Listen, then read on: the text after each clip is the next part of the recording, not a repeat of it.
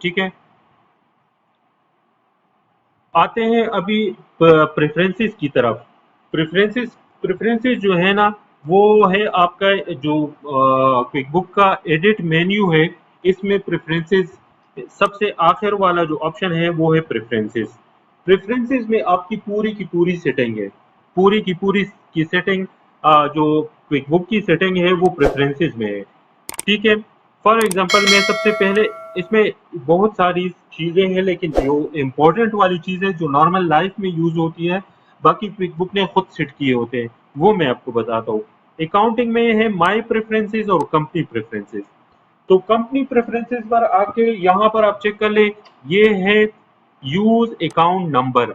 इसका क्या मतलब है? इसका मकसद है कि चार्ट ऑफ अकाउंट में मुझे जो है ना नंबर भी दिखाओ, यानी प्रिंटिंग इन स्टेशनरी है तो उसके सामने एक नंबर होना चाहिए। मैं इसको करता हूँ, ठीक है, और मैं इसको ओके करता हूँ, ठीक है।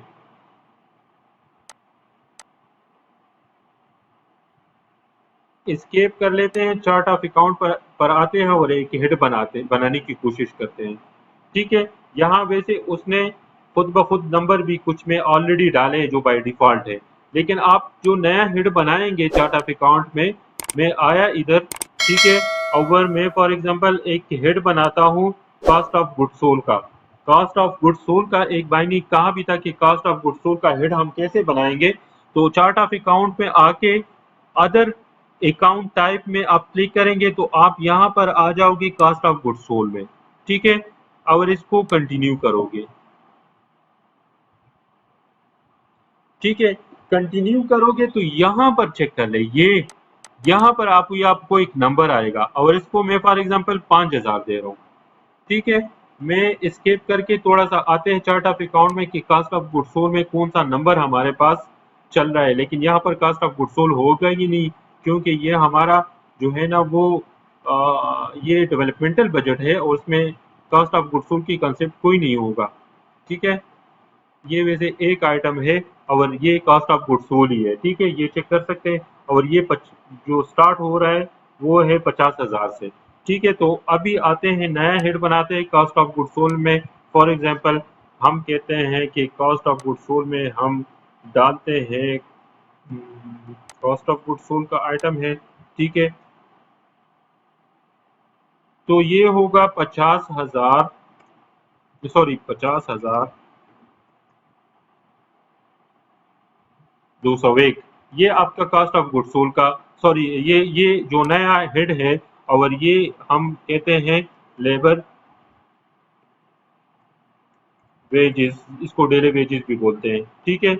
और इसको क्लोज करते हैं। जो दिहाड़ी दिहाड़ी देते हैं, डेली बेसिस पर जो आप लेबर हायर करते हैं उसको डेली पेमेंट करते हैं, उसको डेली वेजेस कहते हैं, और उसको लेबर वेजेस भी। तो ये चेक कर लें, ये उसका अकाउंट नंबर उसने खुद ब खुद उठाया, ठीक है। जो नया हेड बनाएंगे, क्योंकि हमने प्रेफरेंसेस में कहा है कि हम ये जब हेड बनाएंगे तो ये अकाउंट नंबर जरूर आप दें। अकाउंट नंबर क्यों जरूरी होता है? जब आपके बहुत सारे हेड्स हैं जैसे हमारे, तो नंबर्स नॉर्मली ऑपरेशन का आप देते हैं 5, फॉर एग्जांपल 20,000, और ऑपरेशन के नीचे जितनी भी है 20,000, 10, 20,000, 20, 20,000, 30, 20,000, 40, दरमियान में से छोटा छोटा गैप रखते हैं। अगर सब हेड कोई आता है तो उसके लिए एक छोटा सा गैप रखना बेहतर है। तो ये होता है कंपनी का जो अकाउंट नंबर है, रिक्वायर्ड अकाउंट नंबर। ये यहाँ से आप कह सकते हैं कि यार जब आप हेड बनाओ तो जरूरी है वो रिक्वायरमेंट में हो, आगे जाए ही ना, ठीक है। इसके साथ फिर दूसरा है, ये सब अकाउंट का ऑप्शन है लेकिन ये जरूरी नहीं है। अगला है क्लास। क्लास का मतलब है कि जैसे थोड़ी देर पहले भी मैंने आपको बताया कि क्लास होता है आप एक्सपेंडिचर को ट्रैक करने के लिए होता है, ठीक है। आप जब एक्सपेंस की बुकिंग करते हैं तो उस एक्सपेंस को आप क्लास में फिर मेंशन करते हैं कि ये इस्लामाबाद का एक्सपेंस है, लाहौर का है, कराची का है, मुल्तान का है, ठीक है। या कहते हैं, या अगर आपकी कंपनी है तो आप कहते हैं कि मैन्युफैक्चरिंग कंपनी है, और आप कहते हैं कि ये फिनिशिंग का है, ये स्टोर का है, सॉरी पैकिंग का है, ये जो है ना प्रोसेसिंग का है, ये आप कह सकते हैं बहुत सारे डिपार्टमेंट हो सकते हैं, तो उसके लिए आप इसको चेक करोगे, ठीक है। अच्छा, जो लोग डेवलपमेंट सेक्टर में काम करते हैं, एनजीओ वगैरह में, तो वो ये वाला चीज जो है ना उसके लिए यूज कर सकते हैं। जो उसके एक इदारा है, उसके साथ फॉर एग्जांपल यूनिसेफ का प्रोजेक्ट भी है, उसके साथ ऑक्सफैम का है, उसके साथ यूएन का भी प्रोजेक्ट है, उसके साथ फॉर एग्जांपल बहुत सारे इदारे होते हैं। तो हर इदारा फिर आपसे अपने अपने बजट के एक्सपेंसेस मांगेगा, तो उसके हिसाब से फिर जो है ना आप रिपोर्ट निकाल सकते हैं, लेकिन उसके लिए फिर आपको ये चाहिए होगा कि आपके बजट में कोई फिक्स एसेट ना हो, ठीक है। क्लास जो है ना, वैसे फिक्स एसेट में भी हो सकता है, लेकिन क्लास जो है नॉर्मली जो बेहतरीन रिपोर्ट आप निकाल सकते हैं वो प्रॉफिट इन लॉस का होता है। अच्छा, इसको मैं अभी नौकर automatically assign general entries number, वो कहते हैं जनरल एंट्रीज का नंबर ऑटोमेटिक हो, ठीक है। Warrant transaction if it's 90 days in past, ये आपको वार्न करता है कि आप फॉर एग्जांपल 90 डेज से आपका ट्रांजेक्शन पुराना हो, तो ये सिस्टम ऑटोमेटिकली आपको बताएगा। फॉर एग्जांपल मैं आपको वैसे ही आपको इधर अभी इसमें एंट्री में नहीं करना चाहता, ठीक है। तो वैसे ही अगर आप इसमें एंट्री करेंगे, मैं चलो आता हूँ यहाँ पर, ठीक है, और वैसे ही राइट चेक से कोई एक छोटी सी एंट्री मैं करने की कोशिश करता हूँ। इसको मैं 2000 फॉर एग्जांपल मैं इसको 2021 कर लेता हूँ, 90 डेज से ज़्यादा हो गया, ठीक है। तो ये हो गया, और यहाँ पर मैं एक्सपेंसेस फॉर एग्जांपल प्रिंटिंग, ठीक है, और मैं सिर्फ, तो ये देखो, quick book let you do this but it's not a good idea. वो आपको बता रहा है कि ये गुड आइडिया नहीं है कि आप 2021 का जो ट्रांजैक्शन है वो the transaction is in a close period, change it could affect your previously file tax return. तो ये ऑप्शन आपको देता है, मैं अभी इसको सेव नहीं करता। सेव करेगा, आप यस करेंगे तो ये सेव कर लेगा, ठीक है। लेकिन ये वाला ऑप्शन जो है ना, आप क्विक बुक आपको बताएगा कि ये जो ये काम कर रहे हैं ये आप अच्छा नहीं कर रहे हैं, ठीक है। इसमें और कोई ऑप्शन नहीं है। बिल्स में मेरे ख्याल में कुछ है नहीं कि bills are due in 10 days, कि आपका बिल 10 डेज में ड्यू होता है, 15 में, 20 में, ठीक है। आते हैं फिर इन्वेंट्री पे। अच्छा, इन्वेंट्री में जो है ना, इन्वेंट्री एंड जब आप क्विक बुक इंस्टॉल करते हैं तो शायद आपके साथ इन्वेंट्री आपको नजर ही ना आए, ठीक है। तो उसके लिए आपको यहाँ आना पड़ेगा। शायद आपके साथ वेंडर में परचेज ऑर्डर भी ना हो, तो आप ये यहाँ जो है ना, inventory and purchase order are active, इसको आपने चेक करना है। ये देखो चेक, ये चेक हो गया, ठीक है। अच्छा, फिर क्या है, warn about duplicate purchase order, मुझे वार्न करे, ठीक है। when calculating quality available quantity reserve for pending bills भी करे, quantity on sale order भी काउंट करे, war on if वो मुझे बता दे, मुझे इंटीमेट करे कि इनफ क्वांटिटी इन्वेंट्री में नहीं है टू सेल, वो आप यहाँ से चेक कर सकते हैं। यूनिट ऑफ मेजरमेंट भी आप यहाँ से कर सकते हैं। एडवांस इन्वेंट्री जो है ना वो इस क्विक बुक में अवेलेबल नहीं है, उसको आप उन्हें परचेज करना होता है। अच्छा, जो रिसीविंग है, enhance inventory receiving, yes enable, तो इनेबल करके कंटिन्यू करें, ठीक है। और उसके बाद जो है ना, जॉब इन एस्टिमेट्स, इसको मैं सेव नहीं करता, ठीक है।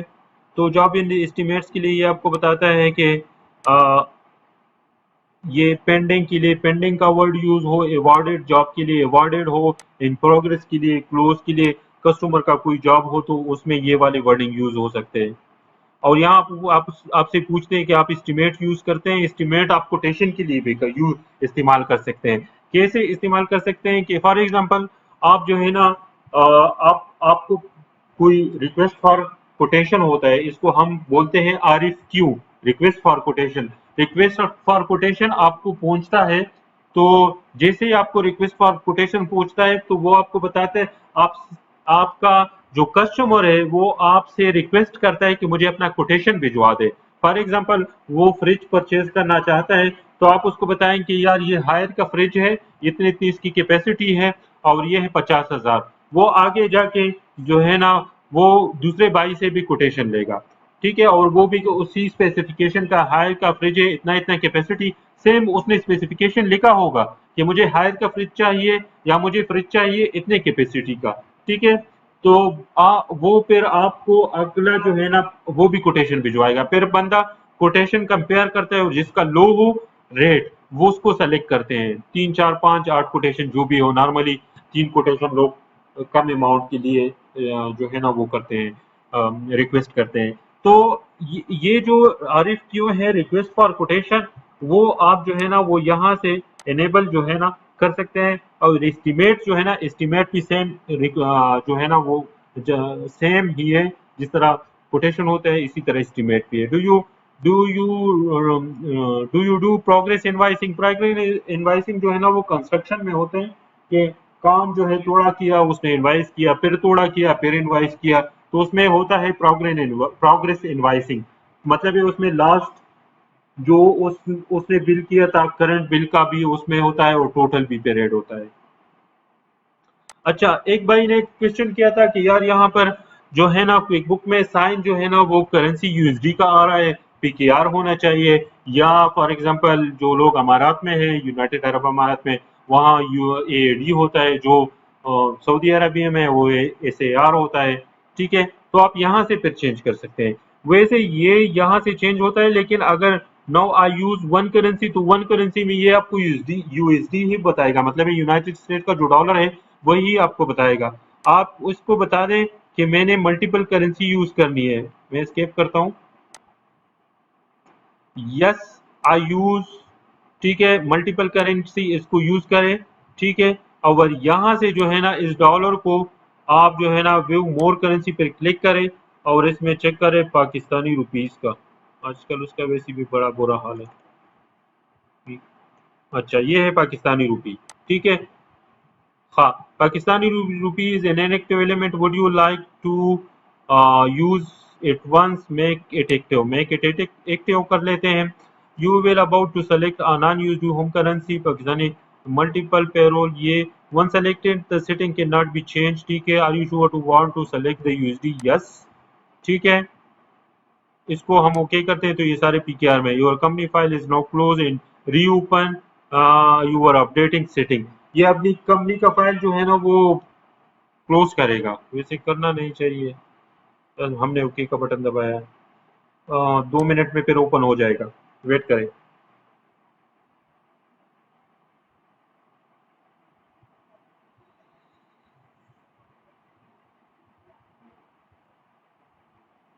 अच्छा, ओपन हो गया, उसने कंपनी का फाइल जो है वो एक मरतबा क्लोज करके फिर ओपन की है।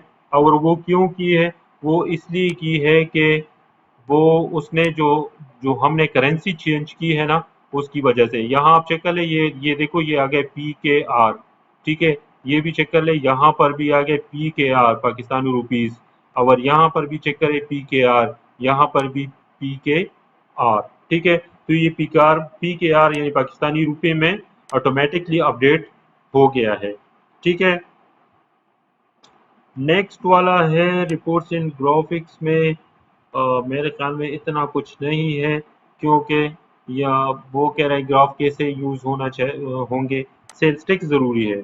अच्छा, सेल्स टैक्स पाकिस्तान में सेल्स टैक्स है जो मिडिल ईस्ट की कंट्रीज है उसमें वेट होता है, वेट का मतलब है वैल्यू एडेड टैक्स, ठीक है। और पाकिस्तान में इसको सेल्स टैक्स बोलते हैं। तकरीबन 99.9% सेम ही चीज है, बल्कि ट्रीटमेंट तो सेम है, इसमें कोई डिफरेंस नहीं है, ठीक है। कंपनी प्रेफरेंसेस में आएंगे। Do you charge sales tax? ये आपको बताएगा कि आप सेल्स टैक्स चार्ज करते हैं। जब कस्टमर को इनवाइस करते हैं तो 50,000 के गुड्स है तो नीचे आपने उसमें सेल्स टैक्स भी चार्ज करना होता है। तो मैं कहता हूँ यस। तो जब आप यस करते हैं तो आप फिर सेल्स टैक्स की आइटम जो है ना वो डिफाइन करते हैं कि कितने आइटम, कितने कैटेगरीज का सेल्स टैक्स है। मैं इसको यस कर लेता हूँ। मैं इसको बोलता हूँ for example sales tax name क्या है, मैं इसको कहता हूँ ये वेट है, और फिर इसको वेट का नाम देते हैं। इधर अपने परसेंटेज है, परसेंटेज पाकिस्तान में गुड्स के लिए 17% है, सर्विसेज के लिए उसको केपरा पेपरा, पहले भी हम डिस्कशन कर चुके हैं, ठीक है इस पर। तो KPRA PRA, KPRA Khyber Pakhtunkhwa revenue authority, PRA Punjab revenue authority है, और इसी तरह सिंध का भी होगा, और बलूचिस्तान का अपना होगा। तो ये प्रिवेंशनल लेवल पर सर्विसेज पर कलेक्ट करते हैं, और जब गुड्स आप खरीदते हैं तो गुड्स पर जो है ना FBR, federal board of revenue, वो चार्ज करते हैं। मैंने वेट की है, ठीक है, और वेट को मैंने कहा कि ये 17 है फॉर एग्जांपल गुड्स, ये से पाकिस्तान में इसको सेल्स टैक्स बोलते हैं, ठीक है। और यहाँ पर एजेंसी किसको आपने ये पे करना होता है, तो एड न्यू करके मैं इसको बताता हूँ कि ये हमने पे करना होता है FBR, इस पर हमारी सेशन भी हुई थी, federal board of revenue. Okay click करें तो ये हो गया आपका सेल्स टैक्स, ठीक है।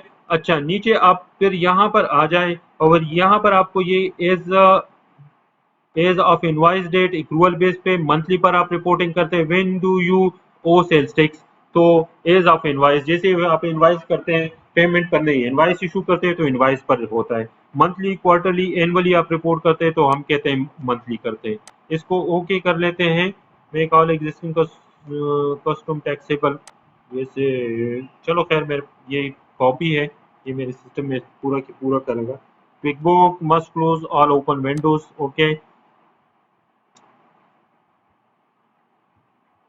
अच्छा, अभी अगर हम कस्टमर पर आ जाए और इनवाइस पर क्लिक करेंगे, तो पहले भी हमारी इस पे डिस्कशन हुई थी, तो यहाँ पर आप चेक कर सकते हैं कि यहाँ से टैक्स जो है ना, आप वेट सेलेक्ट करेंगे, 2-3 भी कर सकते हैं, 17%। अगर इधर मैं अमाउंट 5,000 डाल दूँ वैसे, ठीक है, तो ये,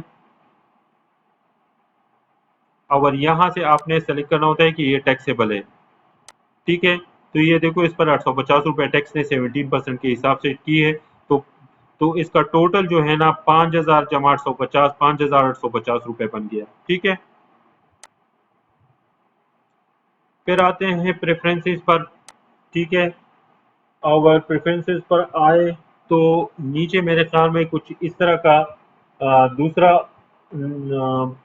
ज़रूरी चीज़ नहीं है। अगर हम फाइनेंशियल चार्जेस पर आ जाए, ठीक है, तो ये सेम चीज़ें होती हैं जो ये इस तरह की चीज़ें होती हैं जो fix annual annual interest rate, हमारे साथ कुछ इस तरह की चीज़ें हम सेलेक्ट नहीं करेंगे, ठीक है। कैलेंडर कैलेंडर का व्यू कैसा होना चाहिए, ठीक है।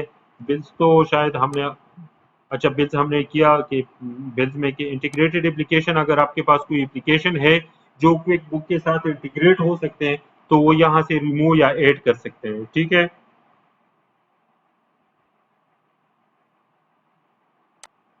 अच्छा,